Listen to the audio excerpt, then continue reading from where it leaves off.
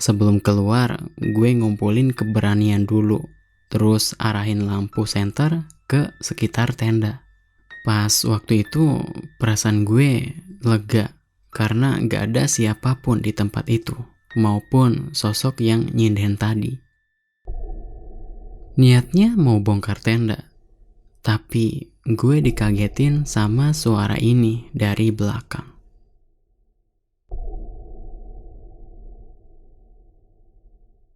Mas, mau kemana toh? Oke, gue kali ini mau ceritain pengalaman dari orang yang pernah camping sendirian.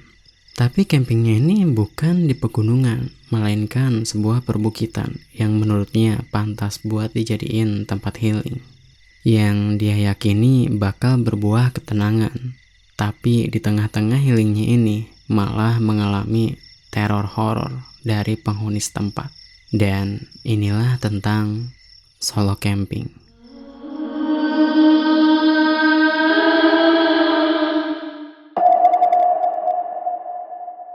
Nama gue sebut aja Dendi. Gue pernah ngalamin kejadian horor selama 1 malam. Tepatnya pas dapat cuti bersama menjelang lebaran dan cuman punya beberapa hari aja. Waktu itu gue pulang sehari sebelum lebaran. Maksudnya pulang kampung. Dan tentunya di jalan macet banget. Apalagi itu hari besar umat muslim kan. Gue berangkat sekitar jam 8 pagi, tapi entahlah gara-gara macet panjang, jadi nyampe-nyampe tuh sekitar jam 8 malaman. Pas udah nyampe rumah, gue disambut hangat sama kedua orang tua plus adik gue yang masih SMP. Tapi sayangnya gue nggak bawa oleh-oleh buat dibawa pulang. Boro-boro mikirin itu. Selama gue di bis cuma ngeluhin kemacetan yang panjang banget. Bahkan gue nyampe tidur di bis itu berkali-kali. Kayak keluarga biasa pada umumnya, ya orang tua tuh udah bikin makanan olahan segala macem buat nyambut tamu yang mau berkunjung sehabis sholat Id. Biasanya kalau pas waktu kecil, itu hal yang paling gue doyan dan selalu yang paling pertama buat coba kue lebaran buatan emak. Tapi karena perjalanan tadi tuh bener-bener lama banget, jadinya capek. Apalagi pantat tuh udah pegel banget gara-gara duduk kelamaan. Sambil tiduran di sofa, gue ngobrol sama Babe. Ya obrolannya nggak jauh tanya-tanya keadaan gue pas di sana. Dan selama ngobrol itu, gue ketiduran. Maklumlah gara-gara kecapean. Pas besokannya, jam 4 subuh, gue kebangun. Dan udah ditutupin pakai selimut. Lah mungkin babeh gue yang ngasih selimut. Emang di kampung gue tuh udaranya dingin banget. Soalnya lumayan terbilang masih asri lingkungannya. Pagi itu gue mandi siap-siap buat ke masjid sholat Id. Sehabis itu pulang terus saliman ke orang tua sama adik gue.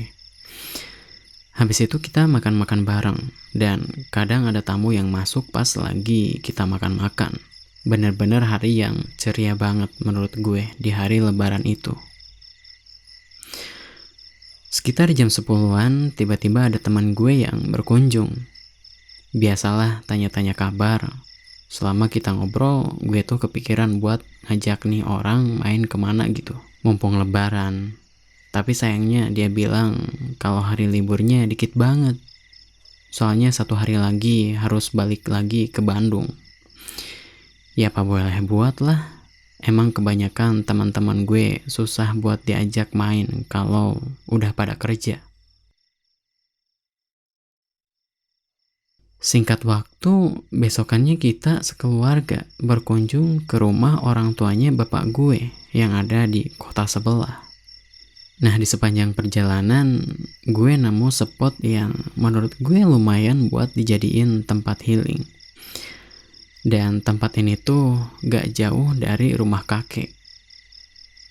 Waktu itu gue bingung nih harus ngajak siapa, masa sendirian. kayaknya nggak asik juga. Tapi kalau dipikir-pikir, kapan lagi kan bisa nyempetin waktu kayak gitu.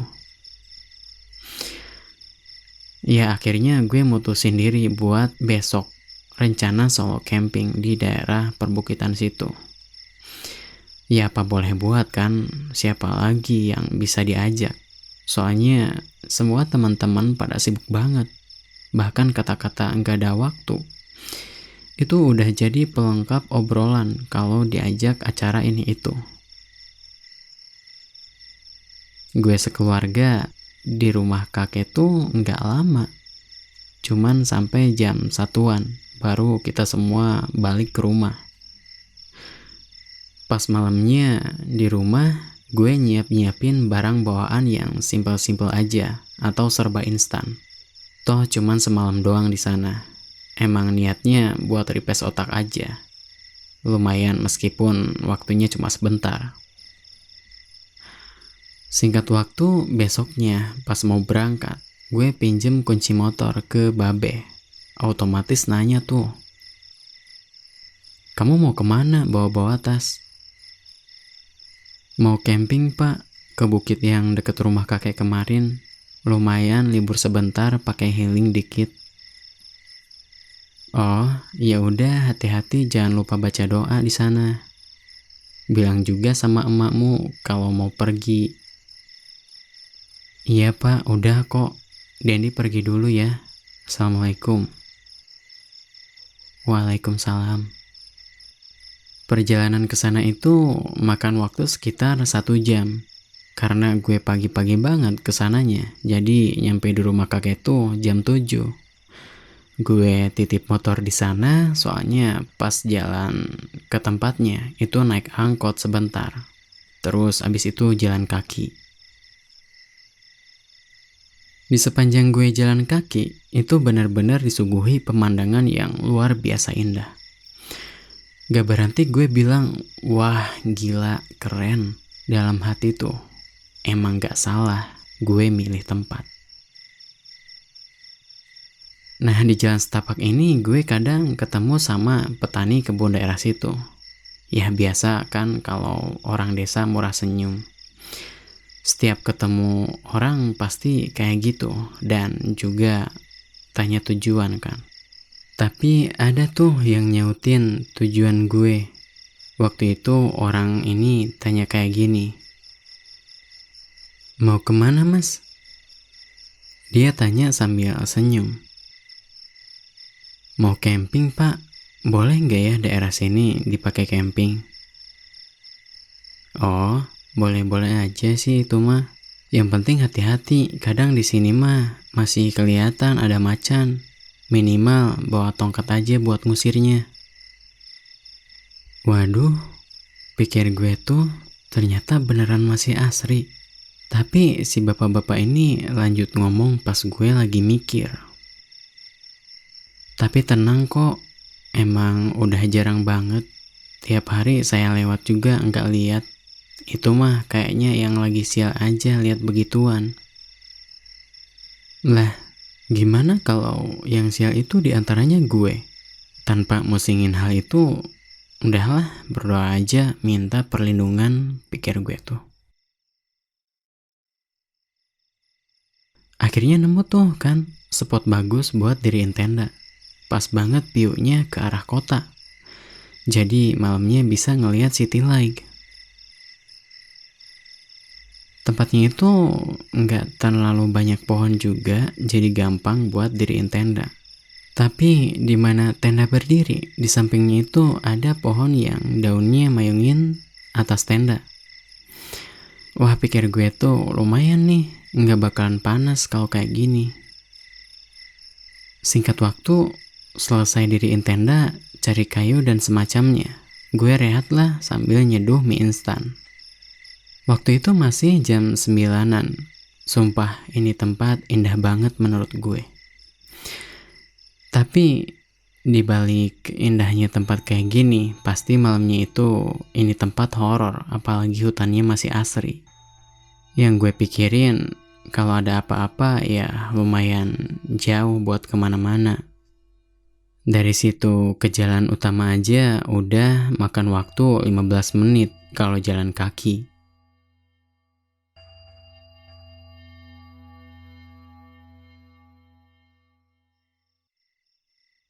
Udah segala aktivitas gue lakuin. Nggak kerasa sore tiba. Kalau lihat ke depan, ya view-nya normal, indah sore hari. Tapi kalau lihat ke belakang, itu udah gelap. Soalnya ketutup sama pohon-pohon besar dan juga tinggi. Dalam hati tuh, gini nih kalau camping sendirian, agak ngeri juga. Tapi ya udahlah, cuman semalam ini kok.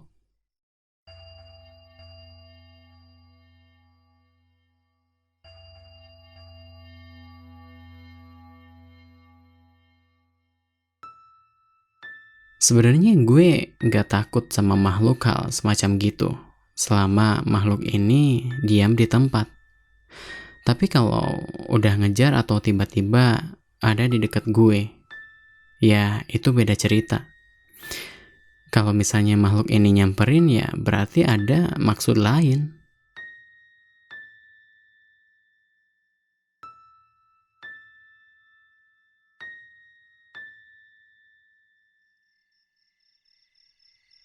Jam 6 udah mulai nyalain api unggun di depan tenda. Sambil lihat pemandangan, gue grinding kopi kayak orang-orang gitu kan. Dengan perlahan nyeduh kopi, pokoknya benar-benar dinikmati deh. Apalagi langitnya tuh cerah. Tapi disinilah, di jam 7 tepat, keadaan sekitar mulai terasa ada yang aneh. Dari tempat gue duduk di mulut tenda, kelihatan kayak ada siluet orang jalan kaki di ujung tebing.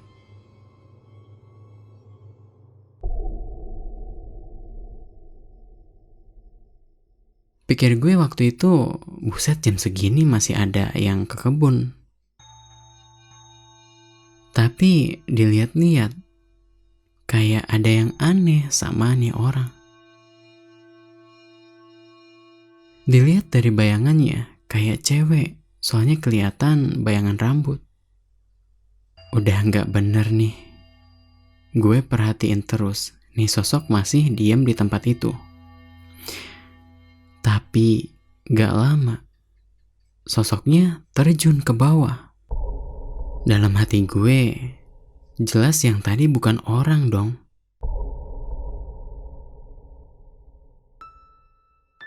Tapi karena sosok ini gak ganggu, ya gue lanjut aja ngopi gitu kan. Padahal gak lama kejadian yang tadi tuh, tapi tiba-tiba ada lagi sosok di ujung tebing itu. Yang gue pikir kayaknya ini sosok sama kayak yang tadi. Karena emang dari bayangannya kelihatan sama. Tapi yang kedua ini bikin gue langsung masuk tenda. Soalnya nih sosok pas gue sorot pakai lampu senter, ternyata lagi nyamperin ke tenda gue. Itu sumpah tegang banget. Dan yang bikin tambah tegang, nih sosok ada tepat di depan karena siluetnya kelihatan dari tenda gara-gara api unggun yang di depan.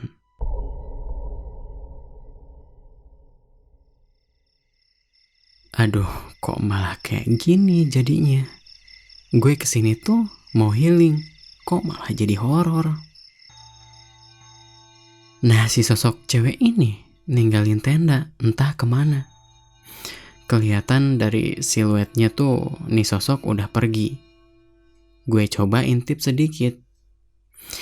Buka resleting tenda. Ternyata emang bener sosoknya udah pergi. Tapi karena masih agak ragu, jadi gue tuh coba nembakin senter ke arah dia tadi berdiri. Abis itu ke sekitarannya. Syukurlah, pikir gue, nih sosok udah pergi. Tapi ya gue gak berani buat keluar lagi beberapa saat itu. Alhasil diem di tenda sambil ngabisin kopi yang tadi. Gue berharap sih cukup cuman yang tadi aja ngeliat yang horor-horor. Tapi harapan gue tuh nggak jadi kenyataan.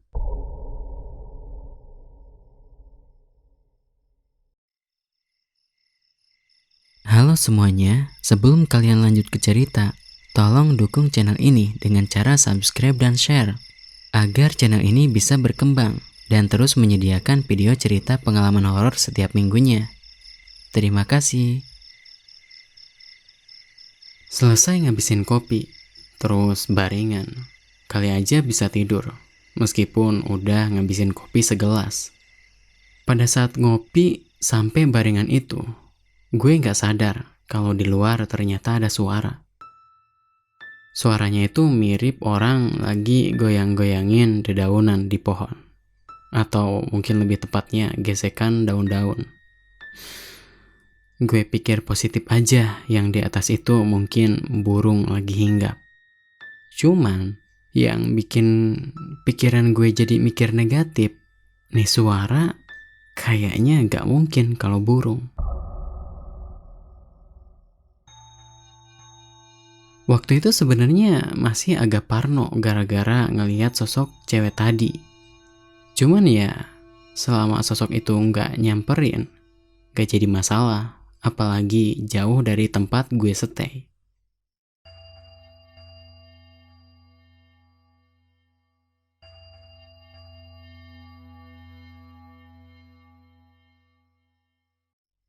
Pas banget kepala gue keluar tenda buat lihat ke atas.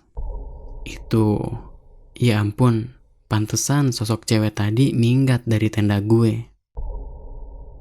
Ternyata ada sosok yang lain toh. Aduh, gue masih kebayang itu sosok, karena tingkahnya emang se-creepy itu. Jadi pas waktu kepala keluar buat ngelihat ke atas tenda, itu ada sosok yang gue gak berani sebut namanya. Pokoknya ciri-cirinya putih diikat sekujur tubuh. Nah, sosok ini lagi diem di salah satu batang pohon, cuman agak tinggian. Jadi kakinya gak nyampe ke tenda gue. Sosok ini kayak ngangguk-nganggukin kepalanya terus. Dan kata orang yang pernah lihat, katanya kalau yang asli itu sosoknya pasti ngelakuin hal serupa.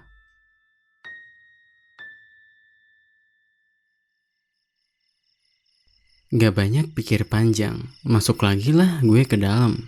Tiba-tiba waktu itu buka HP terus baca Quran, pelan-pelan. Padahal nih aplikasi jarang banget dibuka, tapi nolongin gue dalam keadaan terdesak. Mungkin sekitar 5 menit lebih suara daun kegesek itu nggak ada. Tapi buat lebih mastiin lagi, ya gue nongolin kepala kayak tadi. Untungnya nih sosok beneran udah nggak ada. Legalah perasaan gue waktu itu. Akhirnya bisa tenang juga pikir gue tuh. Padahal itu malam, baru sekitar jam 10-an. Masih lama buat ke subuh. Buat ngatasin perasaan gue yang masih sedikit campur aduk gara-gara tuh sosok. Akhirnya pas waktu itu lanjut ngaji sambil baca-baca doa. Nah pas lumayan udah tenang, gue baringan lagi sambil pakai sarung. Pas tiduran tuh coba buka HP lagi, ternyata udah jam 11. Gue usahain buat tidur, maksa menjemin mata. Mungkin karena malam, apalagi waktu itu berusaha buat tenangin diri. Karena kepengen tidur daripada diteror terus. Seenggaknya kalau tidur, gue kan gak tahu sama apa yang terjadi. Karena hal itu, suasana jadi tambah hening. Dan suara yang kecil jadi lebih sensitif buat masuk ke telinga. Nah pas waktu itu ada suara samar. Pertamanya gak jelas, tapi lama-kelamaan tambah jelas suaranya. Seakan suara ini mendekat ke arah tenda gue.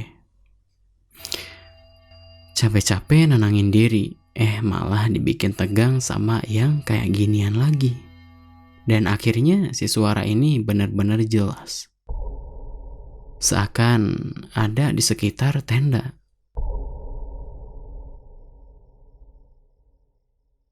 Kalian mau tahu pada saat itu yang gue denger apa? Suara cewek lagi nyinden. Iya, beneran. Soalnya jelas banget di telinga. Waktu itu gue bingung antara lanjut tidur atau pergi dari tempat itu.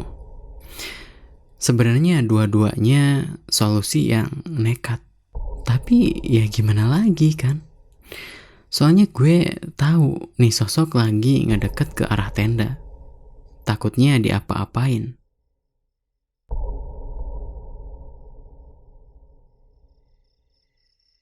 Kalau diapa-apain sama cewek biasa sih nggak apa-apa. Tapi gue yakin ini bukan orang. Apalagi nginget kejadian yang sebelum-sebelumnya. Akhirnya gue mutusin buat cabut dari tempat itu. Selama ngemasin barang, suaranya masih ada. Bahkan sampai sekarang masih inget nyindennya itu kayak gimana. Nah, selesai ngemasin barang, tiba-tiba suaranya ngilang. Lah gue malah tambah tegang gara-gara hal itu.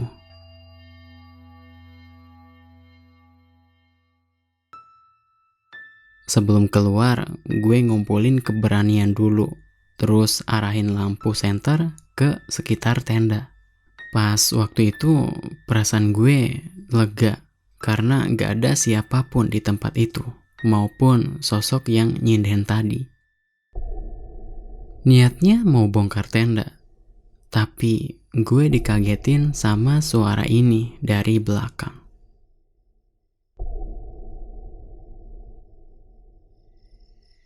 Mas, mau kemana toh? Deg, jantung gue kayak dihajar dari luar, saking kagetnya. Gue waktu itu gak langsung ngeliat ke belakang kayak di film-film. Pokoknya langsung lari ngacir, bodo amat masalah tenda, bisa besok lagi buat ngambil. Dan untungnya masih inget jalan yang tadi. Selama di perjalanan gue lari dari tempat itu, gak ada satu sosok pun kayak yang tadi muncul. Ya gue bersyukur lah.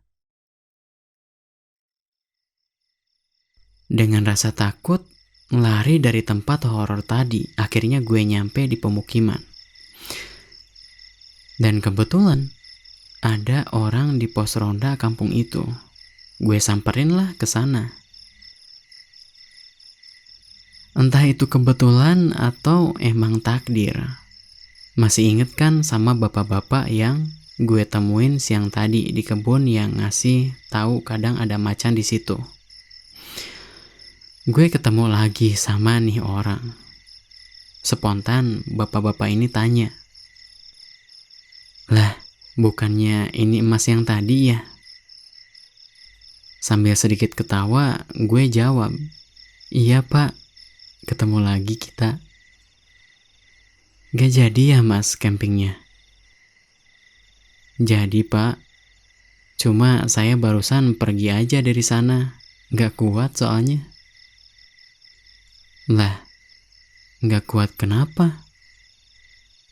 Banyak banget itunya pak." "Oh, saya lupa bilang tadi. Kirain mas ini gak takut sama yang kayak gituan. Soalnya kelihatan masnya kayak mau camping sendirian." "Emang kenapa sih pak tuh tempat? Yang deket tebing ya?" "Iya pak. Jadi gini mas, yang punya kebun itu naruh peliharaan di situ." Bapak-bapak ini jawabnya tuh agak sedikit ketawa. Wah, kampret. Ternyata gue salah milih tempat. Tapi jujur sih tempatnya bagus, the best pokoknya. Yang salah ya yang punya kebun. Ngapain coba naruh begituan di tempat seindah itu? Besokannya gue pergi ke kebun yang semalam sama bapak-bapak itu buat ngambil tenda. Sekian mungkin cerita gue soal solo camping ini. Bye.